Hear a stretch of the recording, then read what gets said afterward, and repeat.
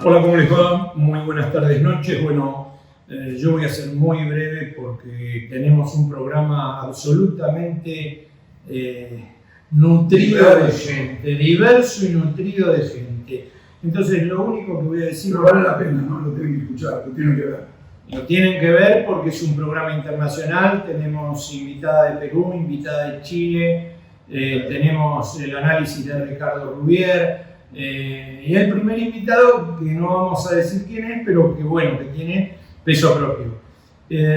Una sola cosa, me parece que se está enturbiando, no sé cómo lo ves vos, todo el panorama político.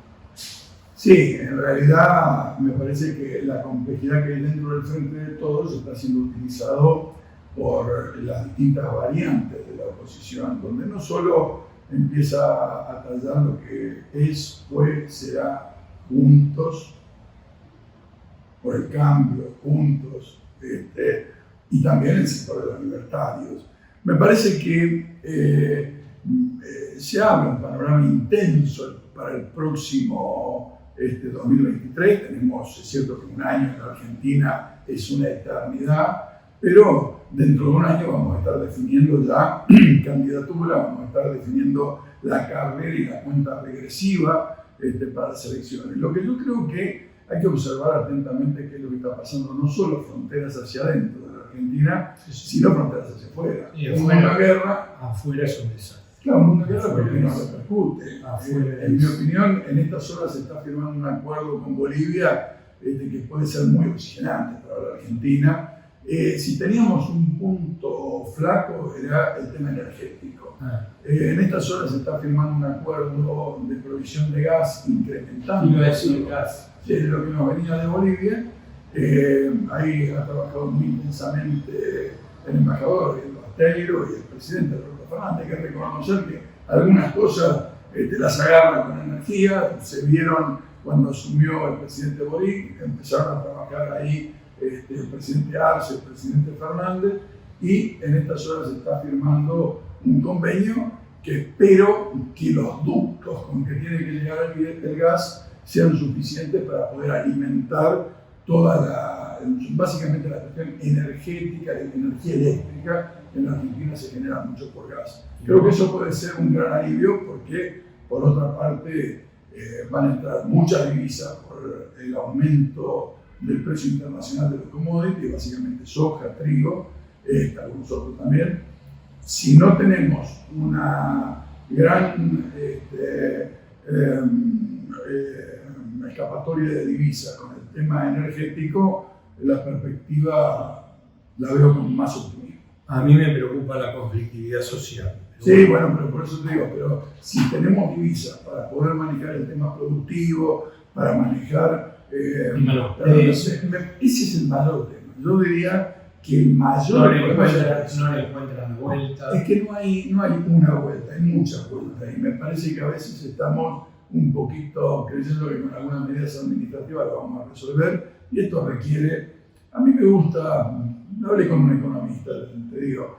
A mí me gusta pensar, por ejemplo, en lo que se hizo con Gelbach en el 73, una concertación, me parece, donde los empresarios tienen que entender que se llenaron, algunos, por lo menos les ha ido muy bien, porque la Argentina creció, se recuperaron, tienen un colchoncito. Me parece que ahora es hora de que todos sí. Bien, vamos, como le dijimos al primer invitado, que no le decimos quién es, lo estamos esperando. Bueno, la invitada ya estuvo con mucho éxito, según me contaste, porque muchas visualizaciones. Es un placer tener a Patricia del Río, la mejor periodista televisiva de la hermana República del Perú. Patricia, ¿cómo estás? Un placer. Eduardo y yo te saludamos. Muchas gracias, Ariel. Hola, Eduardo, ¿cómo están? Un saludo para todo su público, por supuesto. Gracias por la presentación. Qué tumultuoso todo, ¿no? Uy, Ariel, debo confesarles que era cuestión de tiempo, ¿no? Sabíamos que la fragilidad de Castillo, que ya se revelaba en muchos aspectos, iba a hacerse evidente cuando la calle se cansara, y la calle se cansó. Y bueno, y lo triste es que además la respuesta del gobierno ha sido tan torpe que lo único que hace es agravar la situación, ¿no? Patricia, ¿qué es lo que ves que está ocurriendo? ¿Hay un problema de vacío de poder, de vacío de autoridad, la fragmentación del sistema político peruano y la debilidad con que asume Castillo es lo que está produciendo esto? ¿O hay medidas antipopulares que estén produciendo reacciones en la gente? En la sociedad, claro? Hay un poco de todo, ¿no? Claramente Castillo llega al poder de una manera complicada, con una oposición muy fuerte, pero para serles franca, tal vez lo conversamos en su momento, yo no veía la posibilidad de un gobierno de izquierda que fuera a hacer una revolución comunista, porque me parecía gente básicamente muy inexperta.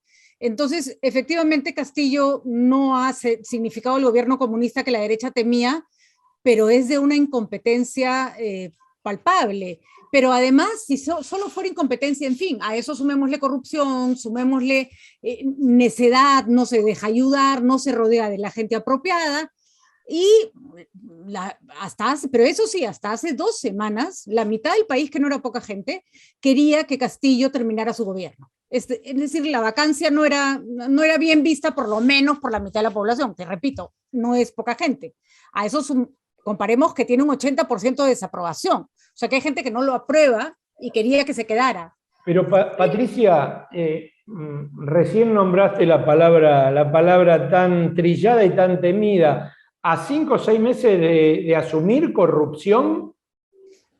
A 5 o 6 meses de asumir corrupción, y corrupción de la peor especie, ¿no? El asesor brazo derecho de Castillo tenía $20,000 guardados en el inodoro del Palacio de Gobierno.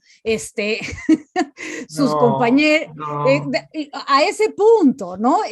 Tiene una casa que es paralela al Palacio del Gobierno, donde Castillo va medio escondido y recibe gente, su entorno está podrido hasta las orejas. Y lo peor de todo, Ariel, es que ni siquiera, voy a decir una cosa horrible, ni siquiera es un robo a alto nivel como hemos visto en nuestros países antes. Es un robo ya casi de esquina, chavetero, que se les nota en lo más mínimo, ¿no? Claro.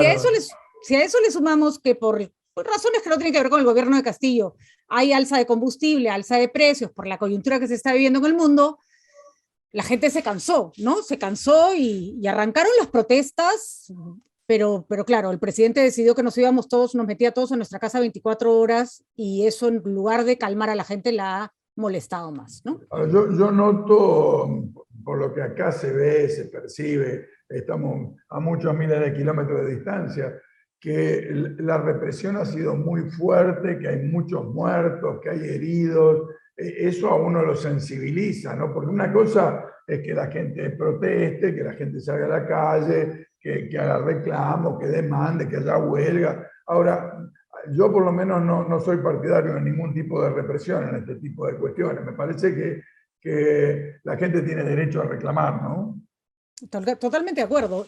Pero a ver, hay una diferencia importante que no es menor. Hay entre 6 y 7 muertos, no se ponen de acuerdo, pero la mayoría ha sido producto del caos. No hay herido, no hay muertos por bala de policía. Uno me parece que recién es uno ha muerto por herida de bala. Uno es un montón, pero digamos, ha muerto gente huyendo, ha muerto gente en la carretera atrapada porque no podía recibir atención médica. Sí es responsabilidad de Castillo, pero no es producto de una represión brutal. Y lo que sí se ha visto es que la violencia, la virulencia de la protesta ha llegado a límites impresionantes, ¿no? Y Patricia, ¿quién convoca esas protestas? ¿Lo convocan los partidos políticos de la oposición, el sindicalismo, el movimiento estudiantil? ¿Quién está encarando? Y te agradezco la aclaración, porque yo pensé que era más fruto de la represión y por lo que veo es parte del desorden, digamos, más general. Así es. Te agradezco. Pero, ¿quién está convocando esas movilizaciones o es espontáneo? Otra vez es una mezcla. Ha habido primero una movilización de los transportistas, a la que se sumó el descontento popular. Cuando nos metieron en toque de queda todos a nuestras casas porque parecía que estaban saqueando la ciudad, que también parece que ha sido más bolas que otra cosa, y nos dejaron sin ir a trabajar y a los chicos sin ir al colegio, ahí sí surgió una protesta espontánea. Miren, hasta cuando empezó el gobierno de Castillo, había muchas marchas empujadas por la derecha para vacar a Castillo. No tenían mayor aprobación. Hubo marchas para reclamar por el indulto de Alberto Fujimori, no convocaron mayor gente. La primera marcha masiva que hemos visto ha sido en estos días en varios puntos del país. Así que, pero para que tengan una idea, hoy día he hablado con el sindicato de maestros, van a hacer un plantón ahora, y la respuesta del jefe del sindicato fue: si Castillo no reacciona y no contiene la crisis, vamos a agudizarla hasta que se vaya, ¿no? Los maestros, recordemos que él es maestro, ¿no? ¿Y qué alternativas se visualizan desde el punto de vista político? ¿Hay una salida de carácter electoral? ¿Hay alguna otra? Una asamblea legislativa. ¿Lo pueden remover del cargo así como así o tiene que salir del Congreso? ¿Cómo es la situación jurídica, digamos, claro, institucional? Es complicada en varios aspectos. Primero, que a Castillo lo tiene que sacar el Congreso de la República, ya sea por infracción a la Constitución como por alguna de los motivos de vacancia. Creo que ya tienen argumentos como para que eso salga adelante. Tendría que asumir la vicepresidenta. No hay ninguna razón para que la vicepresidenta no asuma el cargo, a menos que ella renuncie. Lo que se está pidiendo desde la ciudadanía es que asuma la vicepresidenta y convoque elecciones. Y para eso se necesita presentar un proyecto, el Congreso lo tiene que aprobar, o sea, hay varios límites, ¿no? Varias formas. Si la vicepresidenta renunciara, que siempre es una opción, tiene que asumir el Congreso. Y ahí es donde arranca el problema, porque la gente, y eso hay que decirlo con todas sus letras, quiere que se vayan todos. O sea, el que se vayan todos me recuerda a un momento trágico de la Argentina que fue el 2001, que se vayan todos y no se fue nadie, ¿viste? Al final hubo muertos, hubo realmente un problemón, una cosa, bueno, lo vivimos, ¿no? Porque es la especie de la indignación y la sublevación anárquica, no hay una conducción. Pero por lo que cuenta Patricia, pareciera que no hay conducción oficial y no hay conducción para poner algo distinto, o me equivoco. Ahorita hay una crisis de liderazgos tremendas. Nadie encuentra, ni en el gobierno, ni en la oposición, nadie que pueda canalizar toda esta frustración ciudadana. Pero hay un antecedente, señores, bien importante. En noviembre del 2020, la ciudadanía salió espontáneamente, claro, los chicos, además, conectándose por redes sociales, y cayó este presidente del Congreso que había asumido uno de los tantos presidentes que hemos tenido en los últimos tiempos, que duró 3 días en el cargo de presidente, y lo sacó a la calle. Entonces la calle tiene fresca esta idea de que puede hacer valer su derecho, ¿no? La situación es bien difícil porque la gran pregunta que se hace la gente en la calle es: ya, ¿se va en estos? ¿Y quiénes? ¿Quién viene? ¿Quién arregla esto? ¿No? ¿Y los medios de comunicación qué postura tomaron, Patricia?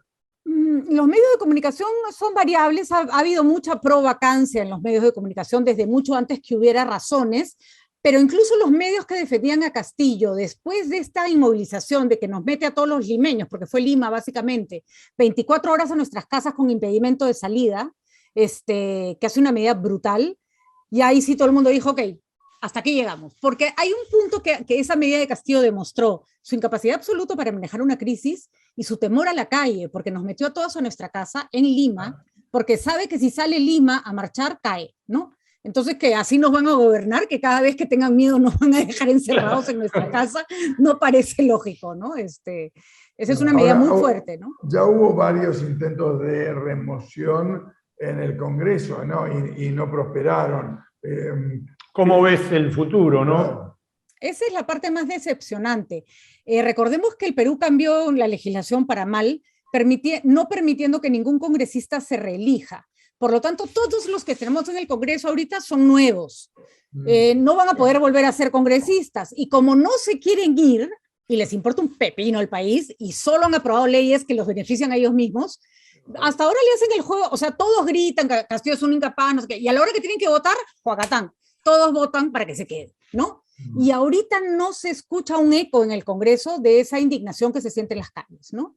Bueno, Patricia, realmente el panorama que pintás Es difícil. Te vamos a tener incluso con Eduardo permanentemente contactada para que nos vayas contando qué es lo que está pasando y ojalá por la salud física y mental de los peruanos esto llegue a buen puerto, sí, ¿no? Claro que sí. Sí, Eduardo, Ariel, solo decirles que cuiden sus democracias por más frágiles que sean, porque cuando se llega a estos puntos, claro, todos sufrimos. Así. Patricia, un cariño grande, gracias por esta nota y bueno, cualquier cosa en la semana te volvemos a llamar para que nos cuentes cómo está la cosa allá. Gracias, muy amable. Muchísimas gracias. Muchísimas gracias. Difícil, ¿no? Me recuerda, le miraba la cara a la apuntadora ya y me recuerda momentos muy difíciles. Muy difíciles. Bien, vamos a seguir con el segundo invitado de Políticas de Estado. El invitado es el invitado, la frutilla difícil, la figurita difícil desde que empezamos con Política de Estado, que lo queremos tener. Así que engánchelo y pregúntele, porque si no después se va, se pierde. Sí, ¿No? para los que no lo están visualizando, para que lo están viendo recién, Lucas Gui, intendente de Morón, nos conocimos un joven intendente, ahora ya te veo un poco más... los chicos crecen. No, te decía que veníamos de una nota muy fuerte con una amiga que es la mejor periodista de la televisión peruana por el conflicto de Perú, y bueno, y decíamos con Eduardo que bueno, que nos interesaría saber qué pensás del conflicto peruano y de ahí meternos directamente en el tema del municipio, ¿no? Me parece que en el caso de Perú, que no tengo más información que la que uno accede a través de los medios, pero se conjugan dos cosas. Por un lado, una ingeniería institucional muy particular que hace del sistema peruano un sistema muy inestable, sistema democrático peruano muy inestable. Porque este no es un hecho aislado. Si uno repasa la suerte de los últimos gobiernos democráticos, va a ver que estos conflictos se suceden con mucha frecuencia, pero al margen del diseño institucional, también no se puede dejar de ver el impacto que tiene la crisis en relación a alimentos y energía que evidentemente ha golpeado a buena parte de la población peruana y se ha hecho sentir en las calles. Impacto, digo, que tiene escala global y del cual la Argentina obviamente no está al margen.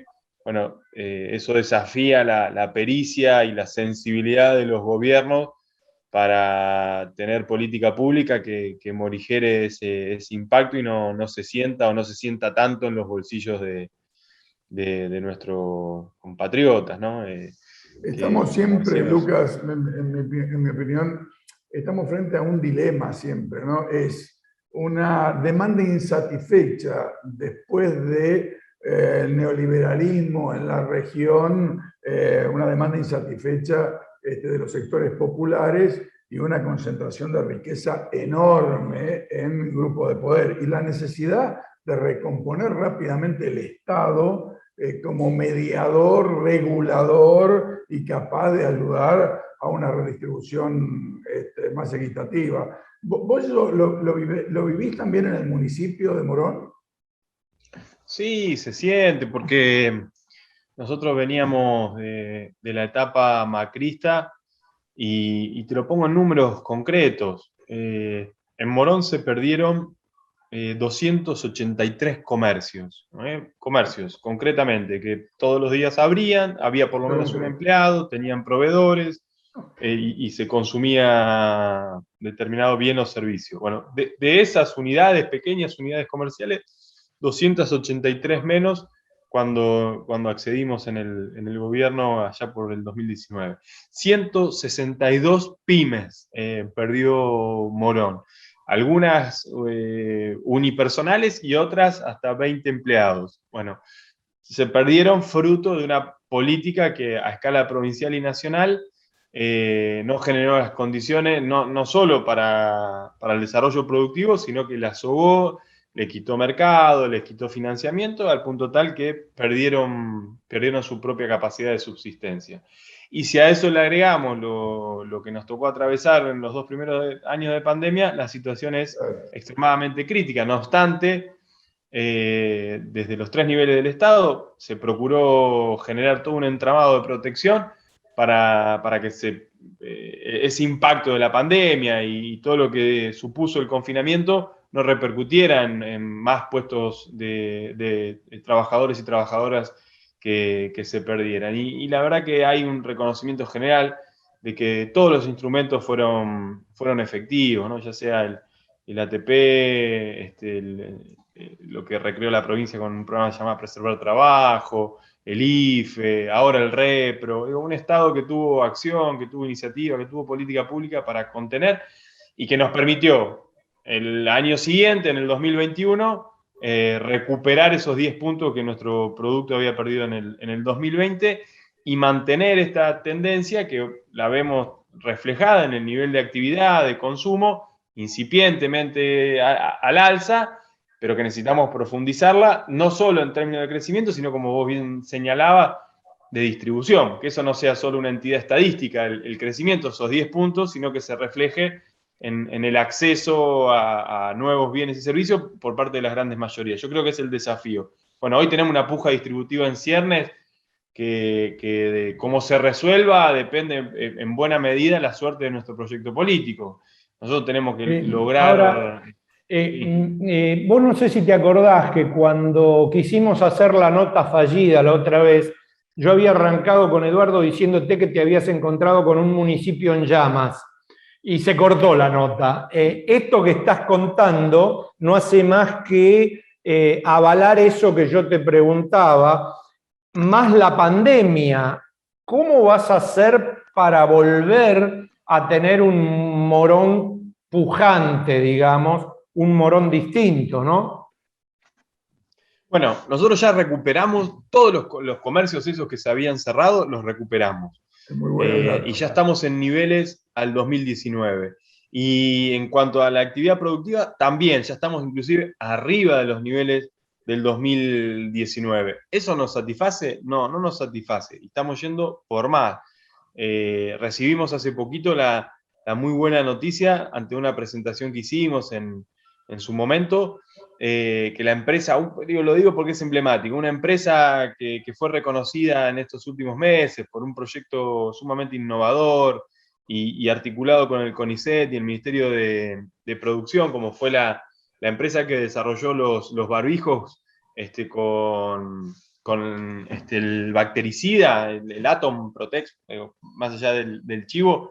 Hay mucha inteligencia pública puesta ahí. Bueno, viene acá a nuestro distrito, compra un predio de 7 hectáreas, una inversión sumamente importante, va a generar 200 puestos de trabajo, no solo en lo que tiene que ver con insumos sanitarios, sino también toda una línea de blanco, porque es una textil muy importante que quiere ocupar más porciones del mercado, y llega acá porque entiende que en Morón le garantizamos una cantidad de condiciones y un régimen de promoción para inversiones productivas que nos parece que nos ratifican en el camino que tenemos que desarrollar. Lucas, y la obra del municipio, por ejemplo, el tema calles, alumbrado, las cosas específicas, ¿están encarando obras también? ¿Tienen ayuda de provincia, de nación? ¿Eso se está dando? Sí, la verdad que el nivel de inversión es altísimo, tanto a nivel provincial como nacional. Te podría decir que recién este año estamos pudiendo ejecutar el plan de gobierno que nos hubiese gustado desarrollar desde diciembre del 19. Y sí, ese plan de gobierno tiene en la inversión pública y en la obra pública en particular un eje central, y no podemos menos que destacar la participación tanto de la provincia como de la nación en ese financiamiento de esa intervención. Nosotros tenemos para este 2023 una meta concreta. tener todo el distrito pavimentado, tener todo el distrito con cloacas, tener todo el distrito con acceso al agua de red y tener todo el distrito con garantías de conectividad en todos los barrios de nuestra ciudad.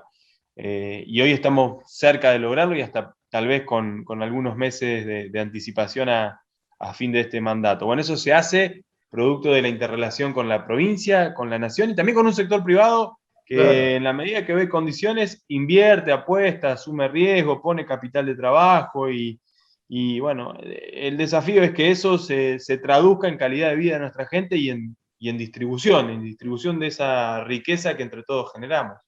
Lucas, gracias. La verdad que está bueno tener alguna buena noticia también. No, te iba a decir, porque venimos de la periodista peruana y nos dejó medio, viste, como tecleando y realmente que pintes este panorama, ¿no?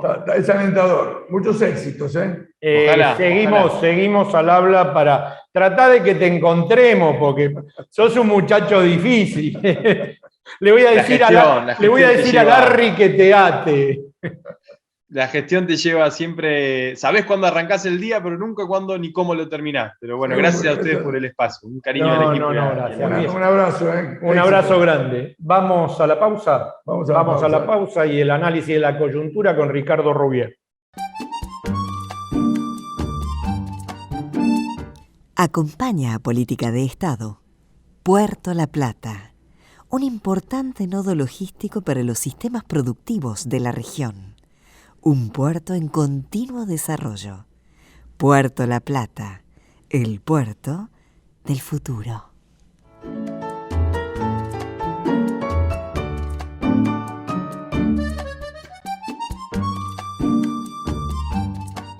Bueno, suerte que tuvimos una ola, porque después de nuestra amiga peruana, si el intendente no levantaba un poco el ánimo, pero ahora tenemos fino analista político, así que, ¿cómo le va? Buenas tardes, Rubier, ¿cómo anda? ¿Qué tal? ¿Todo en orden? La vida, el panorama, el futuro. Mejor imposible. Mejor es imposible. ¿Cómo andas, Ricardo? ¿Bien? ¿Cómo ves? Vos sabés que coincidieron, estábamos hablando recién con Eduardo, tanto la periodista peruana como Lucas Gui, el intendente de Morón, coincidieron que la coyuntura internacional está pegando muy duramente, no solo en Perú, sino en los otros países de Latinoamérica. ¿Cómo ves toda esta historia en relación a Argentina? Sí, coincido. Indudablemente la guerra, el conflicto, que tiene su amplitud, su espacio, va a escala cuando vamos a las consecuencias del conflicto en el terreno del comercio internacional. El cambio en los precios internacionales, el crecimiento de los productos primarios, por un lado, cosa que nos pondría contentos dentro de lo que uno no puede estar contento por una guerra, pero una de las consecuencias, y eso pasa en las guerras, una de esas consecuencias puede favorecer a terceros países, y en este caso favorece a aquellos que somos exportadores de productos primarios, pero tiene su complemento negativo en que también crecen los precios de la energía y por lo tanto el gas y el petróleo están subiendo fuertemente. Y esto para nosotros es un problema. Y esto es un problema también para América Latina. Ya América Latina venía decayendo, Argentina también, pero toda la región venía decayendo su participación en el comercio internacional. Ya venía hace años que viene cayendo su participación en el comercio internacional. Y con esto que está ocurriendo, bueno, indudablemente es una situación que tampoco favorece, teniendo en cuenta la necesidad que tiene cualquier país de los productos energéticos, ¿no? En ese sentido, en estas horas, creo que estamos frente a un hecho de solidaridad y complementación regional digno de ser destacado, ¿no? la renegociación entre Argentina y Bolivia para la provisión de gas a un precio internacional mucho más bajo que lo que nos costaría llegando a un puerto, me parece que indica la importancia de la integración regional, de la complementariedad, de que focalicemos más centralmente en la política exterior argentina el trabajo con los países de la región, ¿no? Y creo que hoy hay mejores condiciones que en otros momentos. Sí, de acuerdo con vos, de acuerdo con vos. Yo voy a dar un paso más adelante, lo que vos decís, o sea, te voy a continuar y tal vez plantee un tema polémico, seguramente un tema polémico, posiblemente un tema polémico.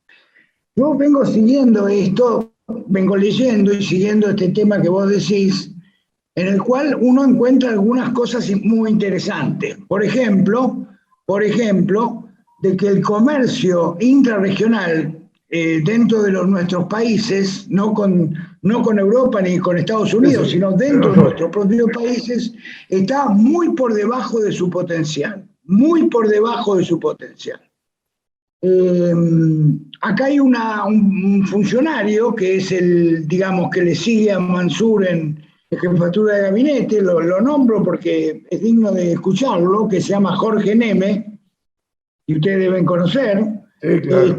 Bueno, que Jorge Neme les cuente, porque él tiene el detalle de esto, lo ha estudiado, de las oportunidades que hay en materia comercial en América Latina hoy, en el comercio, hoy, antes o después, o con la guerra, entre el comercio entre los países de la región. Y esto, cuando yo dije voy a dar un punto polémico, es porque voy a lo siguiente. Yo creo que llegó la hora, después de años donde estuvimos privilegiando ideologías sobre intereses, creo que llegó la hora de privilegiar los intereses. Si gana Boric en Chile, nos ponemos contentos, claro, ya lo hemos escuchado, pero antes de que las elecciones nos poníamos contentos si ganaba Boric. Ahora, si no ganaba Boric, yo puedo usar el mismo ejemplo con Colombia, que va a tener elecciones, con Colombia sería el mismo ejemplo. Si no gana el candidato progresista en Colombia, yo no quiero perder a Colombia. Así es. No quiero perder a Colombia. ¿Se entiende lo que digo? Eso es lo que yo planteo como tema polémico. En la Argentina estuvimos años, es legítimo, estuvimos años, digamos, apostando a las políticas de los países de la región que ideológicamente más se avenían a lo que nosotros pensamos, o lo que el gobierno del 2003 en adelante pensaba. Lo que yo digo es que esa etapa terminó. Para mí. Sí, yo comparto, incluso eso tiene números concretos. Yo te digo, nuestro comercio con Chile es favorable a la Argentina en más de 4.000 millones de dólares. Y no teníamos un gobierno similar o parecido al nuestro. Gobernaba Piñera y sin embargo el comercio se iba desarrollando. Y es un comercio con alto valor agregado, con comercio automotriz. Brasil, se ha achicado el intercambio comercial entre Argentina y Brasil, pero creo que ahí tenemos que indagar. Me parece que hoy el embajador Scioli está trabajando fuertemente también en esto para tratar de ir mejorando el intercambio, que son intercambios en general con alto valor agregado. Es muy importante, no solo son commodities, materias primas, sino que también tenemos producción industrial, automotriz. O si vos te preguntás hoy, que está el presidente boliviano, te preguntás, ¿quién es el principal cliente de gas de Bolivia? Brasil. Brasil, claro. Brasil. Sí, Y no se le ocurriría, digamos, a nadie perder ese cliente. ¿Se entiende lo que digo? Sí, claro. Porque Bolsonaro esté gobernando. Si gana Lula mañana, nos ponemos todos muy contentos por lo que significa, por su historia, pero Brasil no la puedo perder como cliente, digamos, gobierne Lula o gobierne Bolsonaro. Creo que hay que cambiar un poco, hay que dar una vuelta de tuerca en ese punto. No, yo comparto, Ricardo, y creo que lo que sí es que a veces, como en las relaciones humanas, no solo entre países, hay más feeling, menos feeling, hay mejor disposición, peor disposición, pero hay que armar un entramado que excedan las coyunturas de carácter político-electoral. Me parece que hay que pensar la integración. Por ejemplo, nosotros no estamos utilizando el comercio con moneda local, con peso y con real, con Brasil, como tenemos la legislación para utilizarlo. Y ese tipo de cuestiones llevaría un ahorro de divisas muy importante para la Argentina y para Brasil. Sí, coincidimos. Sí. Decime, Ricardo. Agrego que Boric, a mí personalmente me ha gustado mucho sus discursos, Digo a mí porque por ahí sus discursos podrían en algún lugar, en algún punto, en algún sector podrían raspar un poco, pero a mí me gustaron sus discursos y él desplegó una palabra que yo en la escuela no me la enseñaron, pero la escuela mía fue hace muchos años y no sé si ahora se enseña, tengo la sospecha que no, y que a vos Eduardo, te va a interesar particularmente. Él usó una palabra clave para mí, que para muchos argentinos es como un descubrimiento. Él habló de lo bioceánico. Sí, claro. La Argentina y Chile son dos países bioceánicos. Lo que pasa es que a nosotros no nos enseñan de que la Argentina es también un país bioceánico. Claro. ¿Por qué no nos enseñan? Porque está en una zona que todavía hay que colonizar. O sea, está en el sur argentino o el sur de Chile, que son zonas de muy baja densidad de población, de muy bajo grado de desarrollo, ¿no? Es decir, con economías regionales muy limitadas y sin embargo, del punto de vista estratégico y del punto de vista geopolítico, el ser bioceánico es muy importante, porque es la mirada sobre las islas del Atlántico Sur, Malvinas, y sobre la Antártida. Ricardo, ¿y cómo ves el panorama político del Frente de Todos, de la oposición? ¿En qué lugar está parado cada uno? Estábamos bien, así como estábamos. Bueno, pero ¿qué querés? ¿Todo fácil? Estábamos tranquilos. Con Eduardo, que es un especialista en política internacional. No, estábamos tranquilos hablando. ¿Cómo lo veo? Bueno, ahí hay que ponerse serio. Nos ponemos serios.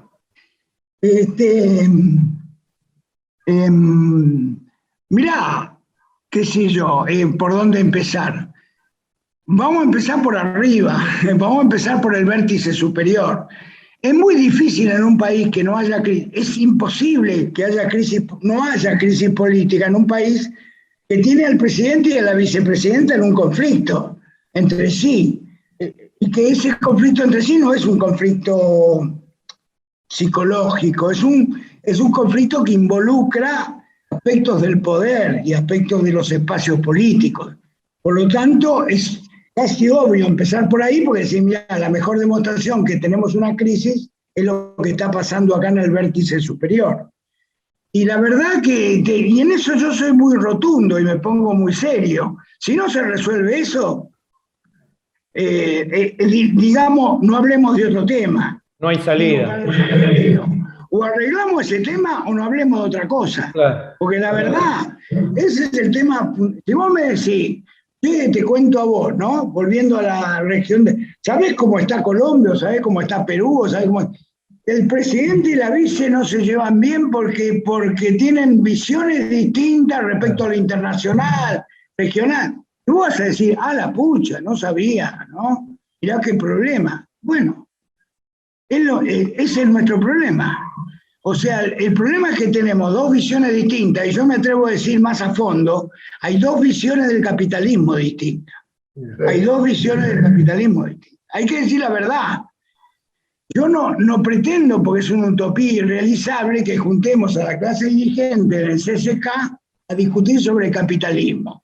Pero la verdad es que sería oportuno de una buena vez, sería oportuno que cada uno dijera cuál es el capitalismo que pretende, digamos, ¿no? ¿Cuál es el capitalismo que mejor le parece para la Argentina? O si le parece que mejor no sea el capitalismo. Bueno, cuando alguien diga eso le vamos a pedir, bueno, decime cómo, ¿no? Decime cómo. Y ni hablar de lo que hay enfrente, ¿no? Sí, yo te digo, el tema es la responsabilidad que deviene frente a los sectores populares con lo que puede pasar en el 2023 si estas contradicciones no tienen punto de encuentro, si se profundizan. Y ni hablar de lo que hay enfrente, ¿no? No, por eso. Acá tenés dos fracturas.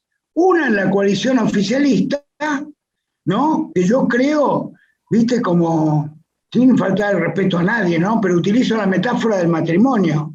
Esto es como un matrimonio que se pelea, cohabita, pero ninguno de los dos quiere dejar la casa.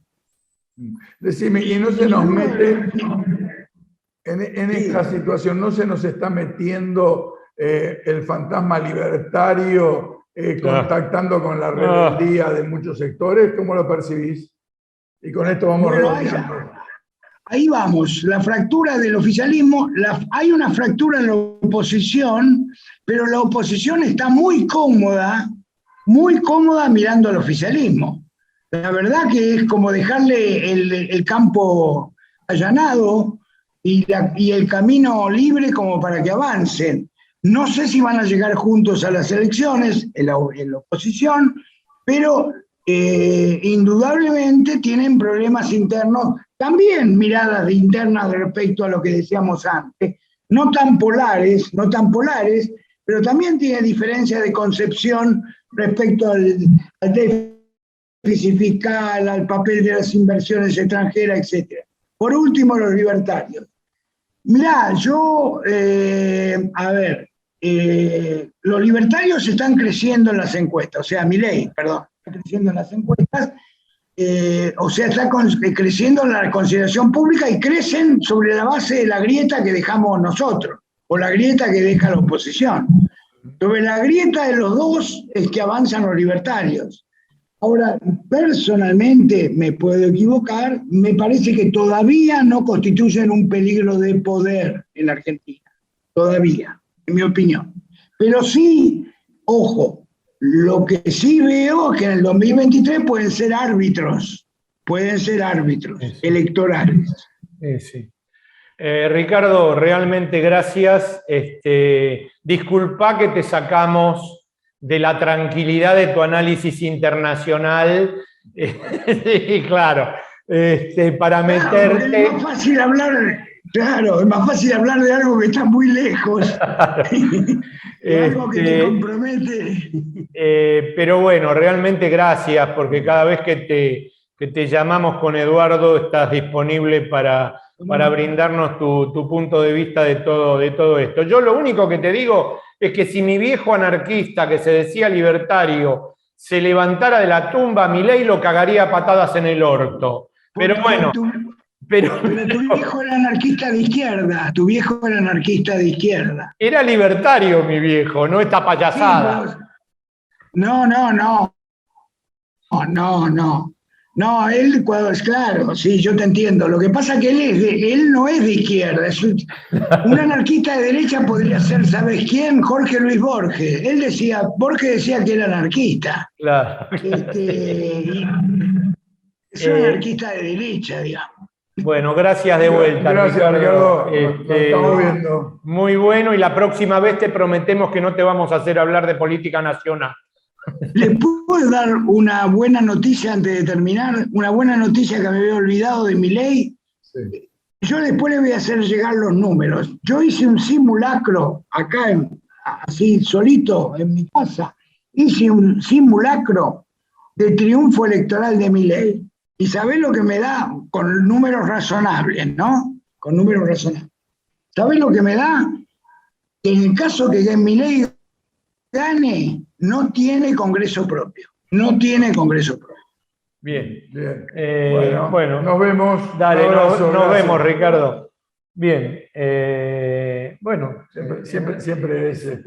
Sí, no se la podíamos hacer fácil. ¿Qué quería? Hablar de Ucrania, de Rusia, No, fácil nada. Bien, vamos a ir a la última invitada internacional del programa. La mejor cantante chilena que viene de una familia de una familia realmente comprometida desde hace muchísimos años, la familia Morris, con los derechos de los que menos tienen, con los derechos humanos, con, realmente Elizabeth o Eli tiene buena madera atrás, tiene padre, tiene tío, estás ahí, ¿no es cierto? Nos estás escuchando. Acá. Ya estás grande. Cuando yo te conocí eras un pigmeo. ¿Qué te pasó? ¿Creciste? Bastante, bueno, pasaron ya más de 40 años, ¿no? Pasaron 40 años. Vos sabés que yo le decía a Eduardo recién que, bueno, que venís de una familia, madre, padre, tíos, realmente incluyendo tío desaparecido, venís de una familia con mucho compromiso con la cultura y con lo social.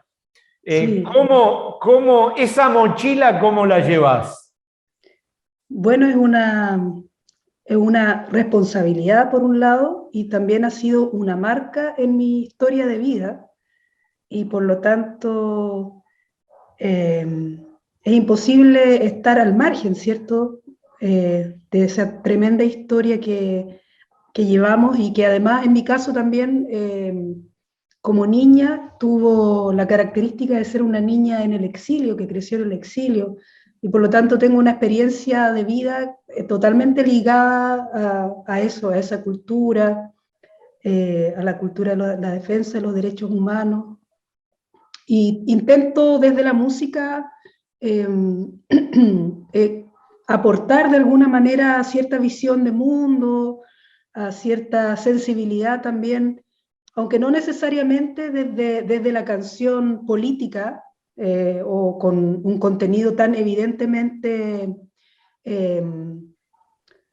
ligado a eso, pero sí con una manera de enfrentar las cosas, creo yo, y de mirar también, de mirarnos a nosotros mismos, a nuestra historia musical también, que es otra de las cosas que yo creo nos arrebataron en gran medida en la dictadura. Nos arrebataron culturalmente una riqueza musical que está arraigada y que nace desde el pueblo, de la cultura popular, del folclore, de todo ese mundo. Entonces, también trabajo mucho desde ese lado de las sonoridades que también tienen mucho que ver en nuestra identidad y en nuestra percepción, autopercepción como pueblo.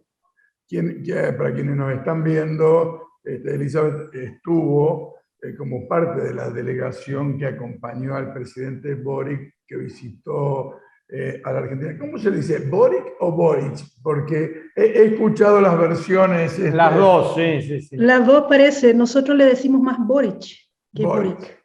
Sí, Boric. Yo al escucharte me imaginaba lo conmovedor que debe ser para un artista, para un creador, poder ir acercando su mensaje, su canto, su poesía, su ideario a lo que la mayoría del pueblo está expresando en este momento con una elección como la que han tenido, donde el presidente Boric ha sido electo como una gran esperanza de una nueva izquierda, de una izquierda democrática, transformadora, inclusiva. ¿Cómo estás viviendo? ¿Cómo están viviendo los artistas en tu visión esto? Con mucha esperanza y con muchas expectativas también de que esto significa un cambio transformador, profundo, probablemente, o lo más seguro, que de lento también, ¿no? Un proceso que recién está comenzando, pero que tiene que remover una cantidad de cosas que están anquilosadas, que va a ser difícil de mover, pero nosotros desde el mundo de la cultura, de las artes, estamos con mucha energía y para ser parte también de esa cultura transformadora, y nos sentimos de verdad muy, muy esperanzados, sobre todo porque hay cosas tan sencillas como, por ejemplo, además de la juventud del presidente, que ya significa que tiene otra visión de mundo, ¿no?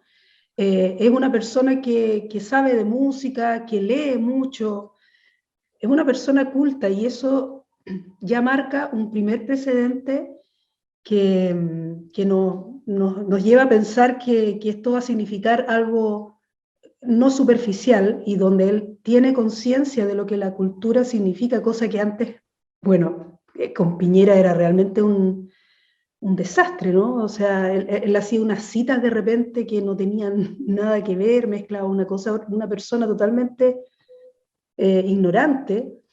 Y por otro lado también creemos que por fin vamos a poder tener una estructura gubernamental o de Estado, más bien, donde las artes, los artistas, seamos reconocidos como trabajadores y no como ha sido hasta ahora, que somos totalmente ignorados, no somos reconocidos como trabajadores en la sociedad, no tenemos grandes circuitos de donde mostrar nuestra música. En mi caso, acá en Chile, eso está muy, muy, muy, muy deteriorado. No cabe, o sea, todo es una mercancía. Todo es mercancía. O sea, cero Violeta Parra, cero Víctor Jara, cero Inti Illimani, cero barra cero, ¿no? Claro, o sea, no hay una diferenciación entre lo que es la música comercial. Es como muy difícil subsistir realizando algo que no se rija según lo que dice el mercado. Entonces eso es terrible porque hace desaparecer a la gente que va por el camino de la cultura, del arte, y no del llenarse el bolsillo haciendo cualquier cosa, lo que se venda más fácil, más rápido. Entonces eso hay que revertirlo, y creemos que así va a ser. Te vamos a despedir con lo que me mandaste, te vamos a despedir cantando. Bueno. Le dejamos con Eduardo, que no los conoce, pero los conoce por mí. Un gran abrazo a Fernando, a Lito, a Lalo, a tu hermano, el sociólogo, a Pablo. Y realmente un verdadero placer, y esperamos que la próxima vez que vengas nos invites a escucharte. Por supuesto. Entonces ahora nos vamos con Elizabeth cantando, pero muchas gracias realmente por esta nota. Gracias. Muchas gracias a ustedes. Los amigos del barrio pueden desaparecer, los cantores de radio pueden desaparecer, los que están en los diarios pueden desaparecer, la persona que amas puede desaparecer, los que están en el aire pueden desaparecer en el aire, los que están en la calle pueden desaparecer en la calle, los amigos del barrio pueden desaparecer. Pasó el tiempo, Pasó el tiempo, pero la verdad, un programa diverso. Yo la conocí cuando era así. Bueno, pero no se dice eso. No, voy camino al suicidio.